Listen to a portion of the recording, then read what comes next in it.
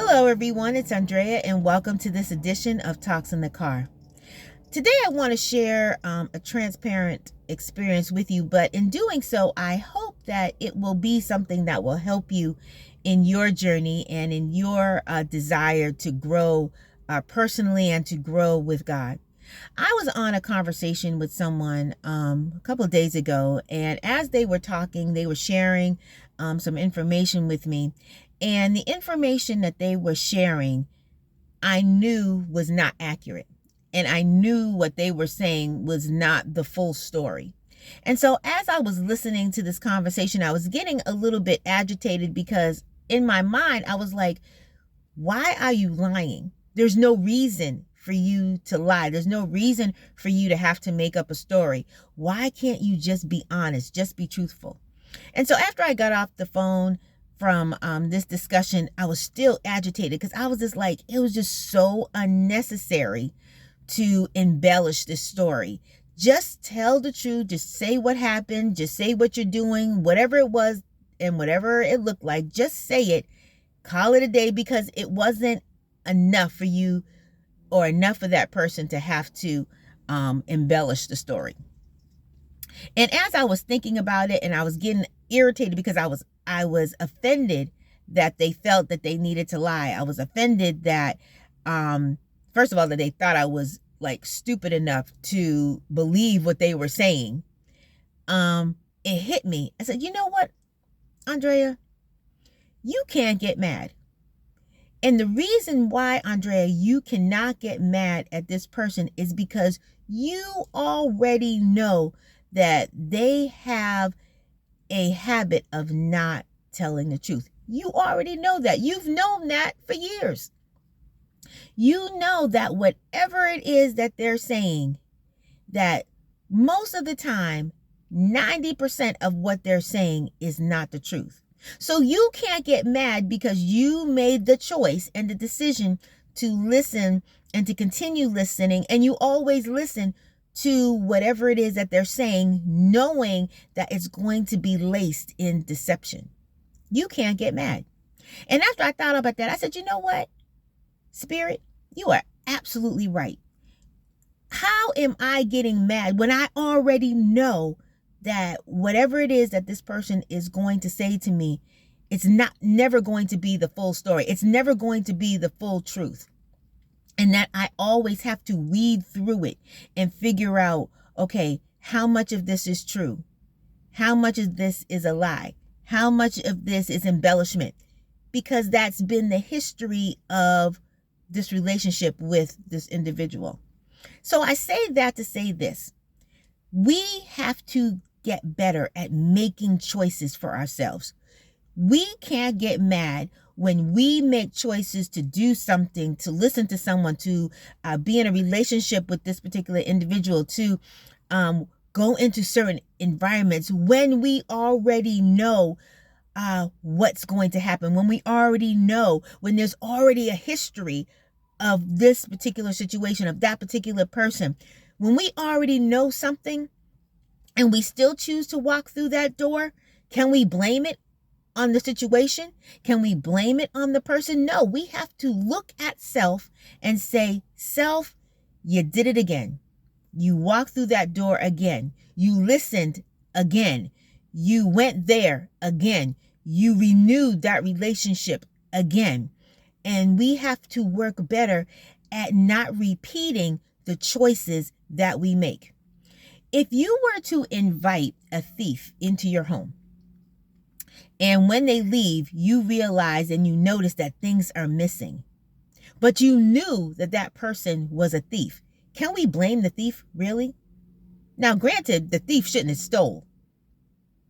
They shouldn't have taken anything from us. But can we really and honestly blame the thief for doing what a thief does, steal? And yet we invited them into our home? That's like saying we know there's a fire on the other side of the door, but we decide we're going to go through that door anyway and then get mad when we get burned. You knew there was a fire on the other side of the door. Same way you knew that person was a thief, but you let them into your house. You knew that person has a habit of embellishing and not being accurate with their information, but you choose to listen. We cannot continue to blame people and situations for things that happen to us when we already know what that's about.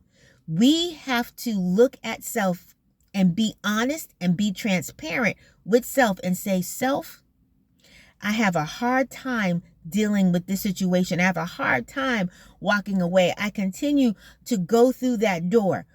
God, help me to block that situation. Help me not to find myself caught up in situations that I know are going to cause me stress, that I know are going to hurt me, that I know are not good for me. Help me to make better choices for me. I can't blame other people for the choices that I knowingly walk into. Now, if something happens and I wasn't aware, if someone does something to me and I don't know their character, if somebody put something on me and I just didn't know, that's one thing. But when we know something, when we know what this person is about, when we know if we go to that particular place that something could break out, if we know that this particular job is not going to be a good one for me and not going to be a good fit because different components, if we know that something is not a part of our lifestyle, but we go into it anyway, that's our choice. And we have to get better at making choices that are positive aspects to us. And we need to stop blaming those other aspects when they're not the ones and that's not the situation that made the choice for us. We have to look at self. We have to do better.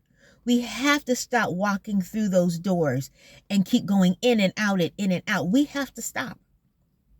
We have to stop going back to that relationship that we know is not good for us.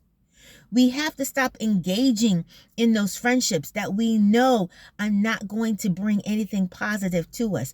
We have to stop watching that show or reading that book or going to those places or spending time in particular environments that we know that are not good for us. Should the alcoholic who knows that they have a problem with alcohol, should they go to the bar? Of course not.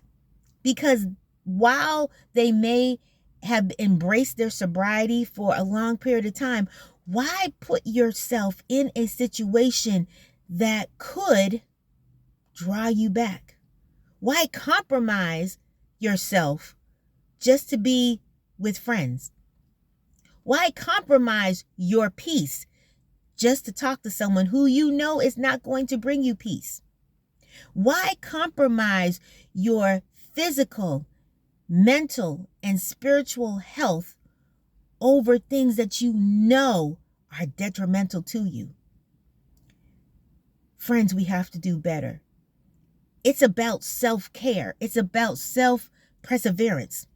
Doing those things that will make us whole.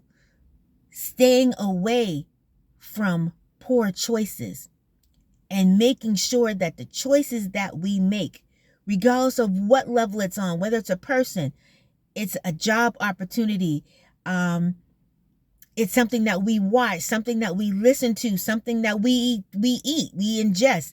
It's about making choices that will be best for us and staying away from those poor choices that do nothing but pull from us, that cause us pain, that cause us regret later on.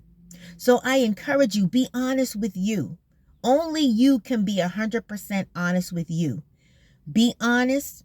Stand in that mirror and look at yourself with a naked eye and say, you know what? I am making poor choices, and those poor choices are affecting my now and they're affecting my tomorrow. And then strive to make better choices. Strive not to go through that revolving door so that you can be the best possible you that you can be. I hope that sharing my story has encouraged you today to make better choices for yourself. Time is short, time is precious, and we do not have the time to continually make bad choices. Have a wonderful, wonderful day. I hope this encouraged you, and we will see you next time on Talks in the Car.